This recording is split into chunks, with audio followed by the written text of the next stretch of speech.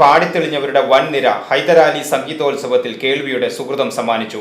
Vadakkanchery Shri Keralavarma library ഹൈദരാലിയുടെ ഓർമ്മദിനത്തിൽ പതിവായി ഒരുക്കുന്ന സംഗീതാർച്ചനയിൽ ഇത്തവണ വൻ പങ്കാളിത്തമായിരുന്നു.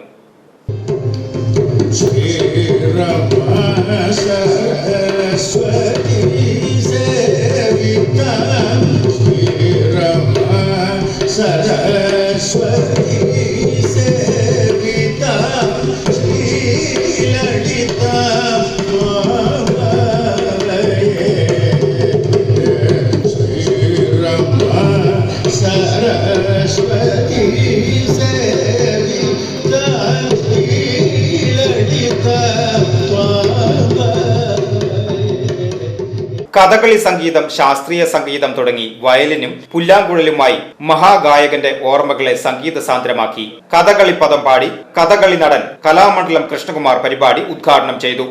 ഹൈദരാലിയേട്ടൻ താമസിക്കുന്ന വീടിന്റെ ജനവാതിൽ തുറന്നിട്ട് കൃഷ്ണകുമാറെ എന്ന് വിളിച്ചാൽ എന്റെ വീടിന്റെ ഉള്ളിലേക്ക് വെളി കേൾക്കും. അങ്ങനെയായിരുന്നു ബാബു നമ്പൂരിക്കും വിനോദൊക്കെ അറിയാം ആ കഥ.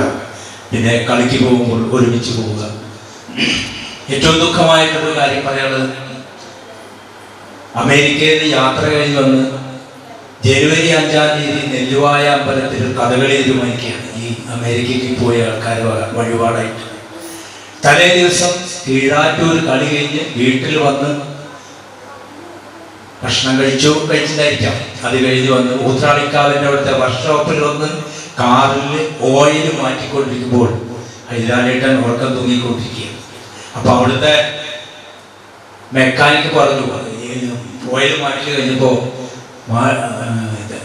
താങ്കൾ എങ്ങനെ വണ്ടി ഓടിച്ച് പോണേ? അല്ല ഞാൻ പോകും എന്ന് പറഞ്ഞ ഒരു തൊപ്പിയും വെച്ച് അവിടുന്ന് വണ്ടി എടുത്ത് പോയി. 1:20 സമയം എന്നെ വിളിച്ചു, കൃഷ്ണകുമാറെ നെല്ലുവായ്ക്ക് വണ്ടി ഓടിച്ച് പോകണം, കൃഷ്ണകുമാർ എൻ്റെ കൂടെ വരണം, വണ്ടി ഓടിക്കണം എന്ന് പറഞ്ഞു. ലാസ്റ്റ് കോളാണ് ഹൈദരാലിയേട്ടൻ്റെ ഫോണിലെ.